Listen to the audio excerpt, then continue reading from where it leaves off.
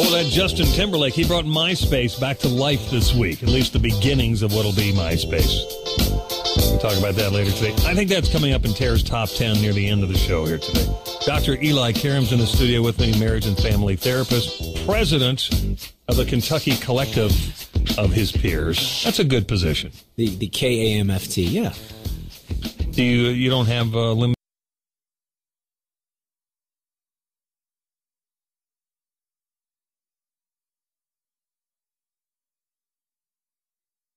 Like that. Probably. Can't do that.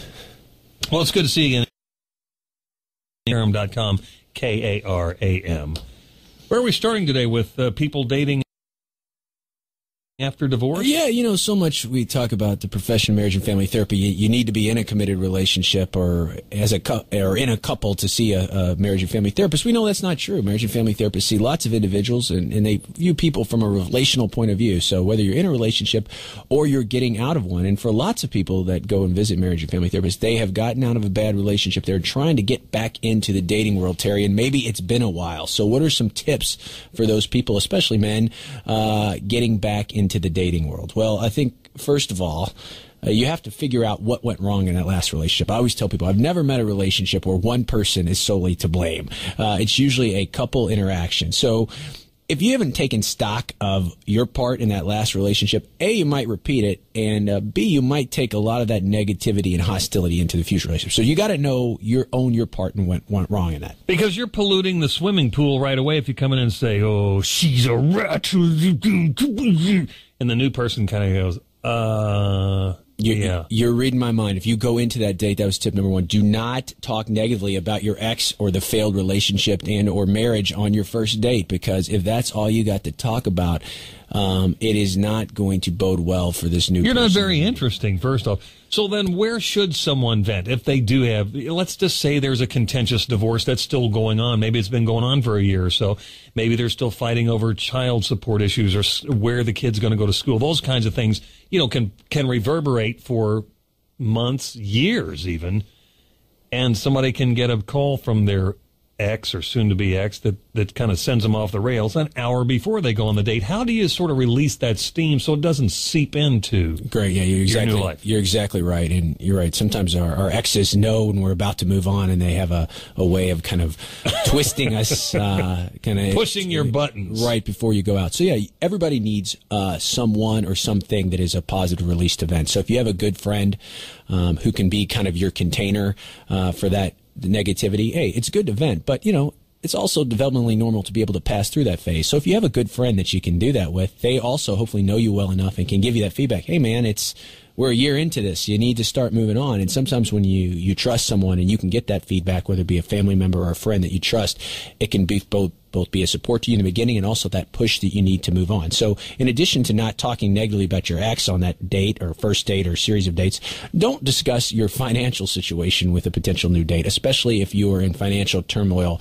post-divorce or post your relationship. That's not what somebody wants to hear. They don't want to spew that negativity. And if you're so, as you were saying, if you're so continuously angry and self-absorbed with your own problems, it is not going to make for a very good first date. So for a lot of people, they're saying, okay, how do I do this again? You got to be curious about that person you're with. Not yourself too much and you're being negative on a date, you probably are. So, that's a good point. Yeah. And also stop talking. Just stop and let some air come into the room. The magic art of listening. People think they need to fill space, especially on a first date, and when they keep talking or over-talking, it's generally, while on radio, you have to do that. In real life, right. There's nothing wrong with a little silence. A break in the conversation. It could be a good silence. You ever heard of comfortable silences? There's a difference between a comfortable silence and an awkward silence. So when in doubt, interview, be curious about that person. Or keep a tally also in your mind, sort of mentally, of how many times you use the word I? Right. I this, I that, I think, I do, I did. How about, tell me about you. Exactly. Tell me about, how is your career? Right. What are you doing? Or that common interest. The common interest shouldn't be both people are burned by a previous relationship. That's not a great way to start. It should be what you're interested in, what you do. Another common mistake people make. They're going to go and talk about their kids too much on the first date, if they have children, which is great. It's something you're passionate about, but you don't want to create the impression that you are trying to blend at things too quickly, because if you're someone that meets someone with kids and you're not ready for that, you don't want to be kind of pre-packaged into this deal like you feel like the children are going to be introduced to you too early. Oh, they're already fantasizing about you having a role with them. Exactly. Nothing that can turn someone off quicker.